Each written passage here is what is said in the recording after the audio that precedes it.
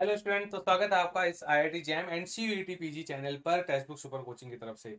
मैं हूं आपका life science educator doctor Ashish Gupta. तो फटाफट से मेरे साथ देखो आप क्या आज बात करने जा रहा हूं कि यहाँ पर अब आपके लिए बहुत कम टाइम बचा हुआ है। आपके पास 2025 का जो आईआईटी जैम एग्जाम है बायोटेक स्ट्रीम की अगर मैं बात करूं तो मैं आपको कुछ गाइडेंस यहाँ पर बताने जा रहा हूँ कि आखिर ये 3 मंथ्स की जो स्ट्रेटजी है वो क्या होनी चाहिए कि आपका एग्जाम अच्छी रैंक से। देखो, मैं ये नहीं कह रहा कि आपको क्वालिफाई करना है, मैं क्वालिफाई के पीछे नहीं भागना चाह रहा हूं आपको।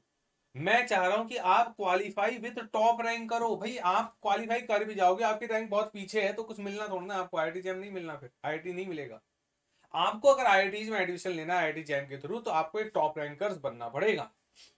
तो टॉप रैंकर्स बनना है तो 3 मंथ्स में आप तैयारी भले ही कर रहे हो, लेकिन ये 3 मंथ्स कैसे, लास्ट के 3 मंथ्स को कैसे यूटिलाइज करें, इसके लिए थोड़ी सी प्लानिंग करेंगे। तो आप देखो प्लानिंग क्या है, आपको करना क्या है भाई। आपको ये करना है कि हमारे पास पहले ये देखो कि भाई आपको वेटेज पहले क्लियर होना चाहिए कि वेटेज क्या है। भाई आपके पास आपका खुद का बायोलॉजी है, भाई आप बायोटेक से हो तो आपके अंदर आपको बायोलॉजी वाला पोर्शन कवर करना है। और साथ के साथ फिर आपको बायोलॉजी के अलावा फिर आपको केमिस्ट्री, फिजिक्स, मैथ्स ये भी तो कवर करना है। भाई इसका पोर्शन तो आप बोल रहे हो ये 45% कवरेज कर रहा है, तो ये 55% कवरेज दे रहा है। और आपको क्या करना है, आपको इन सारे सब्जेक्ट के बीच में बैलेंस बनाना है। ऐसा ना हो जाए कि केवल बायोलॉजी को पढ़ते चले जा रहे हो। बायोलॉजी तो आप भाई आप उसी डोमेन के हो तो वो तो आपको बहुत अच्छा लग रहा है, उसमें तो आप पूरा अपना 200% एफर्ट डाल रहे हो, एफर्ट डालोगे, लेकिन फिर कहीं ना कहीं यहां छोड़ दिया तो सारी कहानी यहां खराब हो जाएगी कि आप यहां बहुत अच्छा कर रहे हो और यहां बहुत खराब कर रहे हो। तो क्या हो जाएगा, आपके अच्छे करने का रिजल्ट आपको मिलेगा नहीं। आपको अगर अच्छा रिजल्ट चाहिए, टॉप रैंकर बनना है, तो आपको इनके बीच में बैलेंस रखना पड़ेगा। आपको इनके बीच में क्या रखना होगा, बैलेंस रखना पड़ेगा। तो बायोलॉजी के अलावा जो अदर सब्जेक्ट हैं उन पर आपको कमांड साथ के साथ बनानी पड़ेगी। ये सबसे पहला पॉइंट है।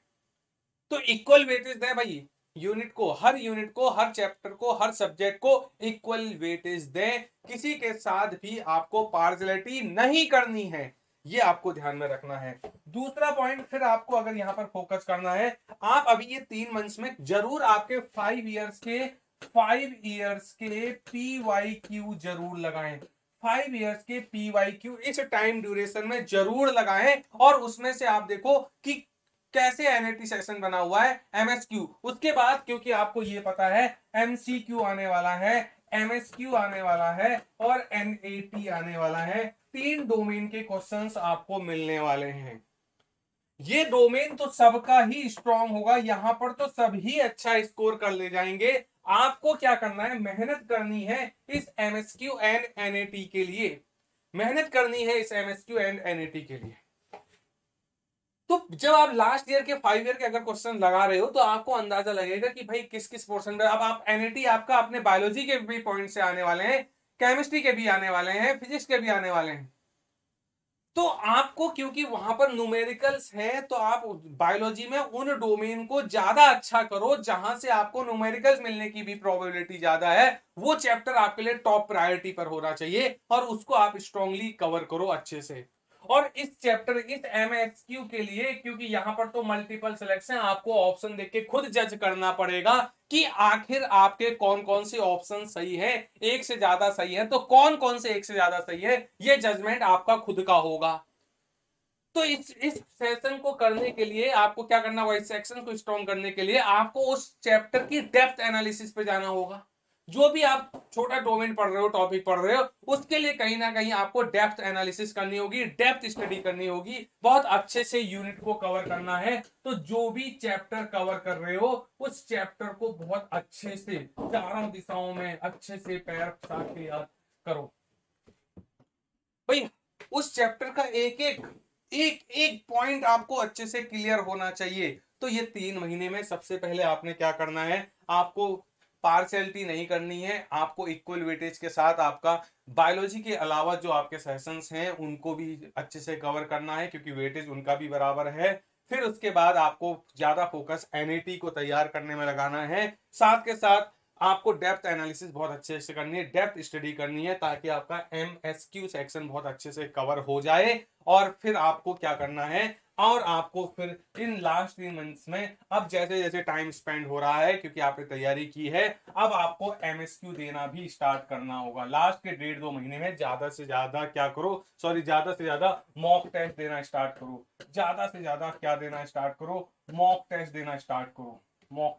Mock test number of mock test देने हैं आपको। और अपने टेस्ट को अपने आप से लास्ट मोमेंट पे ये मत कर देना कि आप अपने रिजल्ट को अपने दोस्तों से कंपेयर करने लग जाओ, सब निगेटिविटी में आ जाएगा। आप जब से मॉक टेस्ट देना स्टार्ट करो, जैसे जैसे मॉक टेस्ट देना स्टार्ट करो, आप अपने ही मॉक टेस्ट के रिजल्ट को अगले से कंपेयर करो। यहां अगर आपके 50-55% मार्क्स आ रहे हैं, यहां आपके अगर आप 60% आ रहे हैं, फिर आप अगर आप इंक्रीजिंग ऑर्डर में जा रहे हो, यानी कि जैसे जैसे मॉक टेस्ट दे रहे हो आपका अगर स्कोर बढ़ रहा है, तो ये राइट डायरेक्शन है। और अगर आपके मॉक टेस्ट का रिजल्ट अगले में पहले से कम हो रहा है, तो कहीं ना कहीं आपकी तैयारी गड़बड़ हो रही है। आप अपने अंदर को एनालाइज करना स्टार्ट करो, देखो कि कहां गड़बड़ हो रही है और उस डोमेन को स्ट्रॉन्ग करो। तो ज्यादा से ज्यादा मॉक टेस्ट देने हैं, एनएटी को ज्यादा स्ट्रॉन्ग करना है, एमएसक्यू को ज्यादा स्ट्रॉन्ग करना है, क्योंकि मैं आपसे क्वालिफाई नहीं करवाना चाह रहा, मुझे आपकी रैंक चाहिए। जब आपकी टॉप रैंक आएगी तब जाके आपको आईआईटी बॉम्बे मिलने वाला है। तो सपना होना चाहिए आईआईटी बॉम्बे में एडमिशन लेने के लिए, तो आंख जलनी चाहिए, अंदर डिटर्मिनेशन होना चाहिए, और उस डिटर्मिनेशन के लिए आपको 70% क्रॉस करना है। और 70% क्रॉस किस बेसिस पर कर पाओगे, जब आप एनएटी और एमएसक्यू अच्छा करोगे। तो आपको 3 महीने में अपने टॉपिक को बहुत डेप्थ में पढ़ना है, सिलेबस के अकॉर्डिंग डेप्थ में पढ़ना है, प्रीवियस ईयर के क्वेश्चंस जरूर लगाएं। तो ये स्ट्रेटजी आपकी होनी चाहिए। 3 मंथ्स को लास्ट के फ्रूटफुल जरूर करो, और थोड़ा सा घूमना फिरना आप बंद करो। अब एक सेंट्रिक पॉइंट पर अपने एम को सेंटर पर रखते हुए, उस एम को बार बार ध्यान में रखते हुए, जो भी आपके सराउंडिंग पर जो एक्स्ट्रा एक्टिविटीज हो रही है, जिनकी जरूरत नहीं है, जो आपको अपने रिजल्ट से डेविएट कर सकती हैं, उनको साइड करो और बिल्कुल एक फोकस पे जाओ कि ये 3 महीने यूटिलाइज करने हैं और आईआईटी बॉम्बे में एडमिशन लेना है।